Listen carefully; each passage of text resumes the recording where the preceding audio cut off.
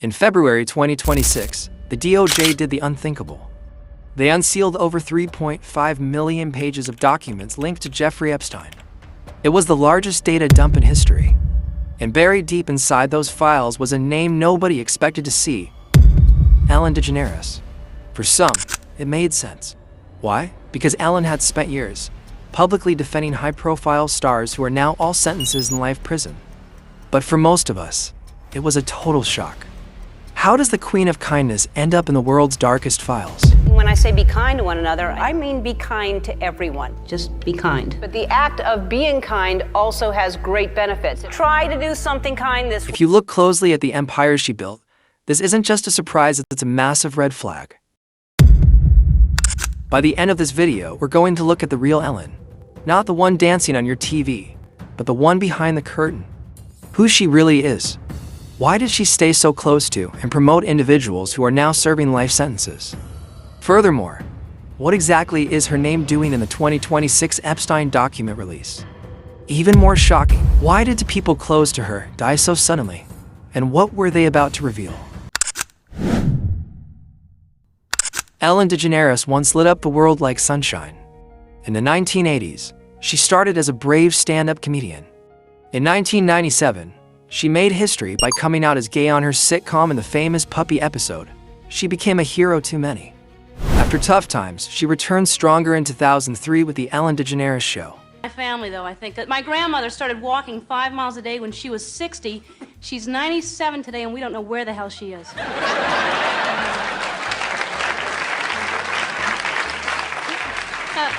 I'm kidding. We know where she is. She's in prison. But, I'm kidding again. You know, I kid a lot because I'm a comedian. Her big smile, funny dances, and warm hugs made everyone feel happy. She told the world every day, be kind. Millions loved her.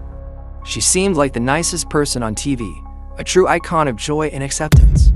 But behind the cameras, a different story was hiding. Former employees later painted a dark picture. In 2020, many came forward and said the workplace was full of fear and pain. She's a phony, hypocrite, liar. That's what she is. We're told from the very beginning, don't talk to Ellen, don't do this. You can't, go into her office. It was very nerve-wracking, very stressful. We all walked on eggshells all the time. Top producers were accused of bullying, intimidation, and even sexual misconduct. One black woman said the racist treatment was so bad she walked out and never returned. Dozens of workers described a toxic place where the be kind message was only for the cameras. It's all for show, one said. They talked about racism, mean comments, and microaggressions that hurt deeply. Some said they were scared to even speak to Ellen. Others were fired for taking sick leave or time off for family funerals. I don't want lunch. I want breakfast. Yeah, well, hey, I'm really sorry. Yeah. Well, hey, I'm really sorry, too. Truth is, I am that person that you see on TV. I am also a lot of other things. Sometimes I get sad, I get mad, I get anxious, I get frustrated, I get impatient, and I am working on all of that. I am a work in progress. And if I've ever let someone down, if I've ever hurt their feelings, I am so sorry for that. When the news broke, the public was shocked. Ellen apologized more than once. She said she was sorry for the hurt and took responsibility because her name was on the show. Some producers were fired, but many felt her words sounded fake and not truly sorry. It took Ellen DeGeneres nearly 4 decades to build an empire out of kindness, but it took less than a year for that entire legacy to be demolished. Whether she apologizes or not, whether her fans forgive her or stay away, the result is the same. Her show has been banned, her reputation is in ruins, and the kindness queen has been dethroned. Oh, yeah, I got kicked out of show business. Even before the major scandals broke, there were moments that left the world cold. One of the most infamous was when Ellen practically cornered a pregnant Mariah Carey on live television. Despite Mariah's clear discomfort, Ellen pressured her to drink champagne, forcing a woman to choose between her private health and a public spectacle. Some champagne, it's just fattening. So, You can't have champagne? That's not champagne, because you can't No, it have is. Is it really? Yeah, you want to taste it? I can't believe you did this to me, Ellen. What? No, Are you trying I'm to not just- going to ask you if you're pregnant or This not. is I'm here. Many now look back at that moment not just as bad TV, but as a display of genuine cruelty. Was it jealousy? Maybe because she is gay. Whatever the reason, it showed a woman who had zero regard for the boundaries or well-being of others. Specifically for pregnant women, she must be very harsh. Her behavior on set and her treatment of guests, as disturbing as they are not the most shocking parts of this story. We only look at these minor cruelties to help you understand the true nature of the person behind the mask. If she was willing to humiliate a pregnant woman for a laugh, what else was she capable of behind closed doors? What we're focusing on is how her name appeared in the Epstein files and who the friends connected to her are that are now in prison. But perhaps the most shocking part of all is the tragic deaths of two people closest to her.